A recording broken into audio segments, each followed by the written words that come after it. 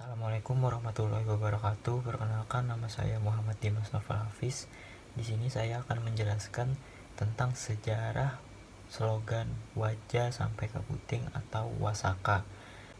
Awalnya, penggunaan slogan Wajah sampai ke Puting digunakan oleh Pangeran Antasari ketika melawan penjajah. Ketika itu, Pangeran Antasari menggunakan slogan ini sebagai pembakar semangat untuk anak buahnya, yang menandakan bahwa warga Banjar itu harus memiliki semangat juang yang tinggi, pantang menyerah, harus semangat mencapai apa yang mereka inginkan. Lama-kelamaan, slogan ini melekat pada warga Banjar, seakan-akan bukan hanya sekadar slogan biasa saja, tapi sudah menjadi seperti karakter atau ciri khas dari warga Banjar, yang menandakan warga Banjar itu semangat yang sangat tinggi, pantang menyerah, dan selalu berjuang untuk mengejar apa yang mereka inginkan.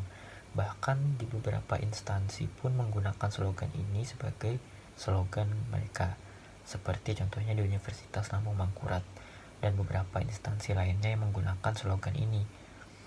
Penjelasan lebih rinci tentang Wajah sampai ke Puting akan dijelaskan oleh teman-teman saya. Perkenalkan, nama saya Eka Wulandari dengan NIM 18 10 12 32 20 027. Di sini saya akan menjelaskan mengenai pengertian dari semboyan Wasaka.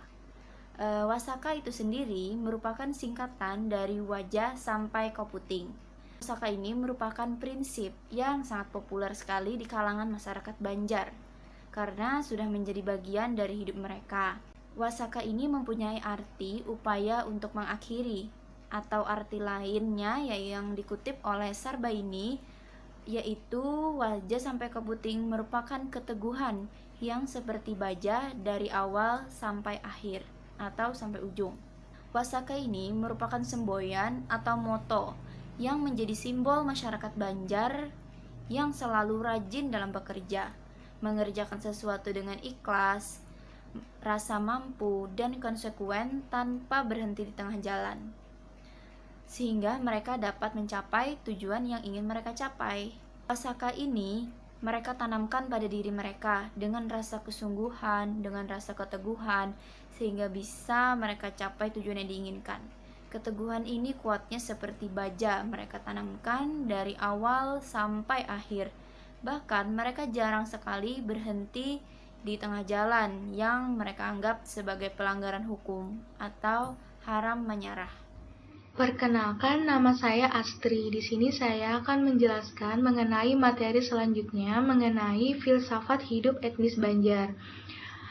Nah, sebelum saya menjelaskan secara satu persatu apa saja sih yang termasuk filsafat hidup etnis Banjar, di sini saya akan menjelaskan sedikit mengenai apa sih itu filsafat hidup. Nah, jadi filsafat hidup itu hampir berkaitan dengan prinsip hidup, yang mana setiap orang kan pasti memiliki pegangan hidup, pedoman, prinsip, tujuan, dan filosofi hidup. Nah, karena setiap orang itu berbeda hingga unik. Hal inilah yang membedakan satu dengan yang lainnya, termasuk dalam budaya Banjar ini sendiri. Nah, terus apa saja sih yang termasuk filsafat hidup etnis Banjar? Yang pertama ada Baiman. Baiman memiliki arti orang yang beriman. Orang yang beriman yang dimaksud di sini adalah dia mengetahui rukun iman dan dasar-dasar ketauhidan. Nah, jadi setiap orang Banjar meyakini adanya Tuhan atau Allah Subhanahu wa taala. Nah, jadi dalam budaya Banjar, orang tua selalu menyuruh anaknya untuk mempelajari tentang rukun iman dan melaksanakan dengan rajin kelima rukun Islam. Bila belum mempelajari tentang keimanan dan rukun Islam, maka dianggap keberagaman orang Banjar belum sempurna. Yang kedua, Bauntung. Bauntung memiliki arti bermanfaat atau berguna. Jadi bagi orang Banjar mereka harus mempunyai keterampilan hidup. Biasanya di Banjar sendiri itu anak kecil sudah dari kecil mereka diajari memiliki keterampilan kejuruan. Biasanya dikaitkan dengan pekerjaan tertentu yang terdapat di lingkungannya.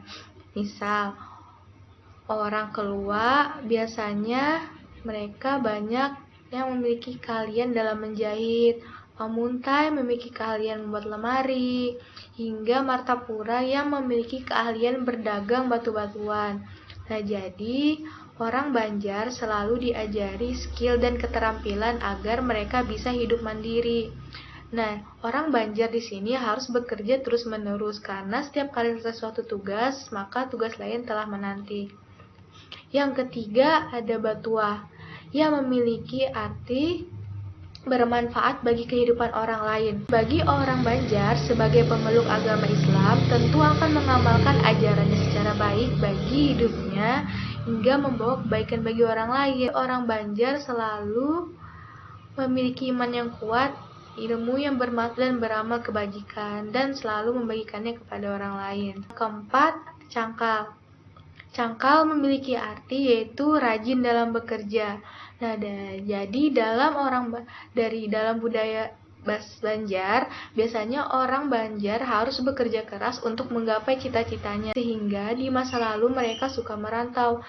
Jadi sifat cangkal dalam bekerja adalah salah satu identitas orang Banjar. Jadi dalam pandangan orang Banjar sendiri itu mereka harus bekerja secara maksimal, berdoa, dan bertawakal sehingga hidupnya bahagia di dunia akhirat. Yang kelima ada baik tingkah laku.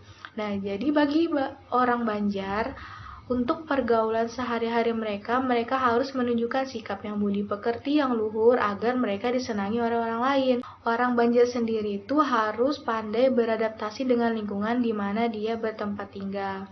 Nama saya Rida Maulida. Saya akan menjelaskan mengenai kompetitif individual, materialis pragmatis, sikap benaah dan pasrah, haram menyerah, wajah sampai kabuting. Yang pertama saya akan menjelaskan mengenai kompetitif individual. Orang Banjar dikenal dengan pekerja keras dalam menggapai cita-citanya.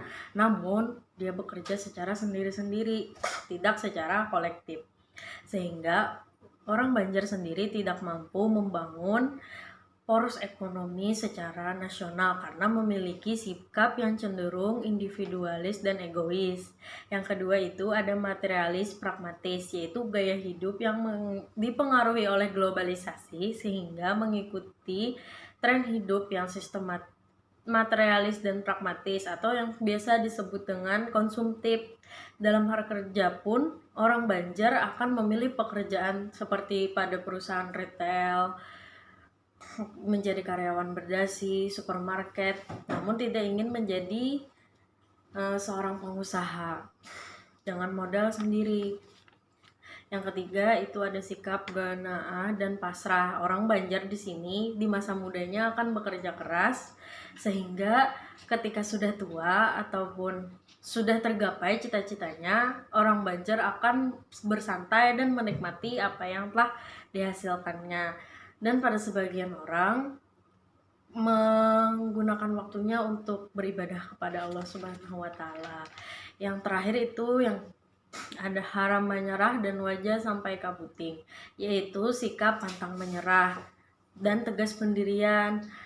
Haram menyerah wajah sampai kaputing ini adalah suatu motivasi dari seorang pahlawan nasional Pangeran Antasari. Motivasinya ini ditujukan untuk pasukannya dalam menghadapi pasukan penjajah. Orang Banjar di sini memiliki pendirian yang kuat untuk mempertahankan keyakinan atau apa yang diperjuangkannya sehingga tidak goyah dan terombang-ambing oleh situasi dan kondisi sekarang. Terima kasih. Nama saya Desi Putri Rahmadina, NIM 1812322000031.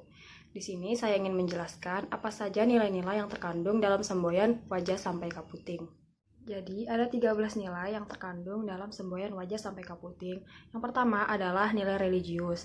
Seperti yang kita ketahui, masyarakat Banjar ini memiliki keyakinan yang kuat dan taat dalam beribadah. Nah, mereka itu memandang akhirat sebagai tujuan utama mereka. Mereka menjunjung tinggi nilai dalam beribadah sebagai dasar keutamaan moral dalam diri mereka.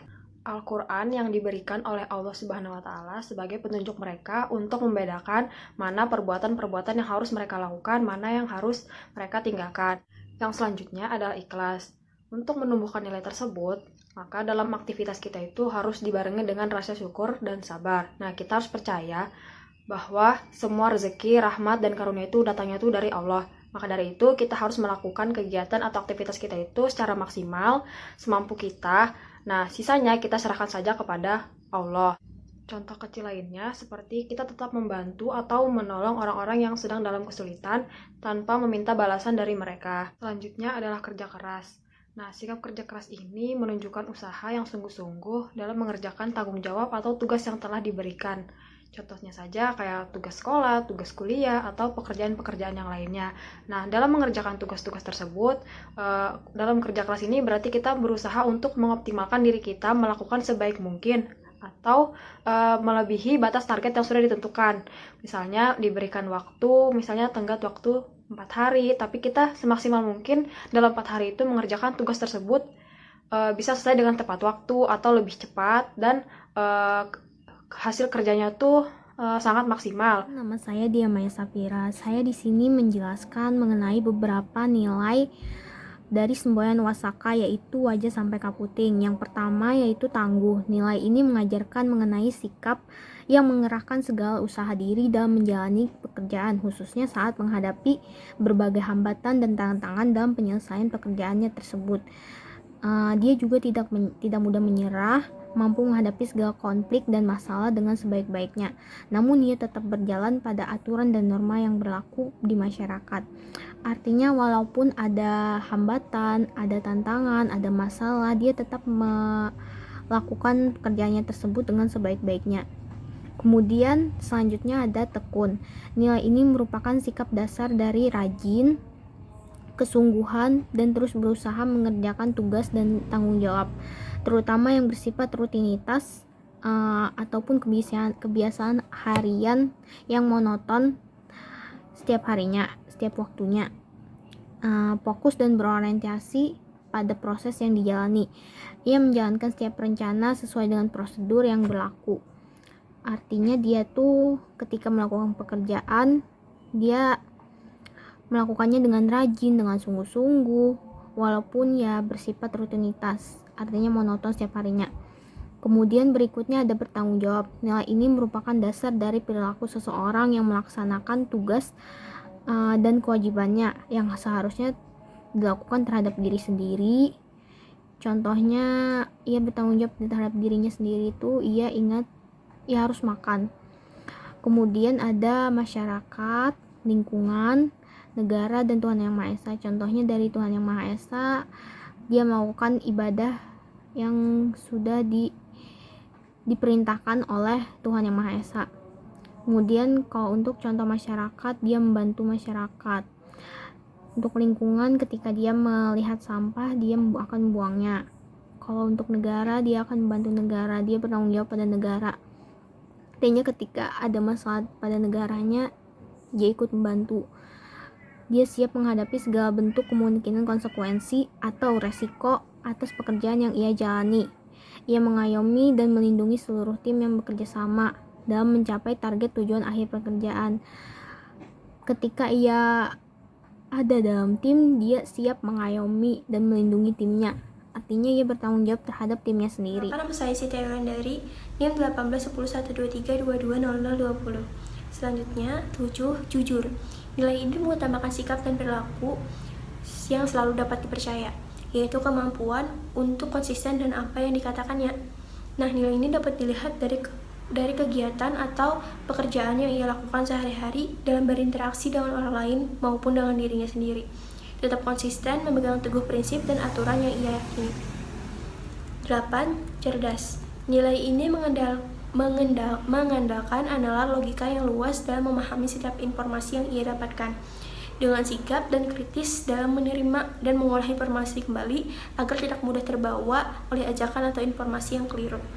Selanjutnya, 9. Peduli. Nilai ini adalah salah satu bagian dalam berinteraksi dengan orang lain, di mana sikap dan tindakan yang ia lakukan adalah upaya mencegah kerusakan alam yang ada di lingkungannya, juga mengembangkan upaya-upaya untuk memperbaiki kerusakan alam yang terjadi, juga untuk membantu orang lain, juga masyarakat yang membutuhkan. 10. Disiplin. Nilai ini didasari pada kemampuan untuk mampu konsisten dan menjaga setiap perilaku dan taat terhadap peraturan yang berlaku di lingkungannya. Nama saya Alifia Lemoge. Jadi di sini saya akan menjelaskan tentang nilai-nilai yang terkandung di dalam wasaka, yaitu ada nilai mandiri. Jadi nilai mandiri ini adalah kemampuan untuk percaya dan yakin atas kemampuan dirinya, sehingga tidak bergantung kepada orang lain. Terus ada semangat kebangsaan. Jadi nilai semangat kebangsaan ini termasuk sikap patriotisme. Jadi tentang bagaimana cara orang itu berpikir, cara orang itu bersikap, cara orang itu berperilaku dengan yang baik, yang menempatkan kepentingan bangsa dan negara di atas kepentingan dirinya sendiri dan kelompoknya. Terus ada cinta tanah air.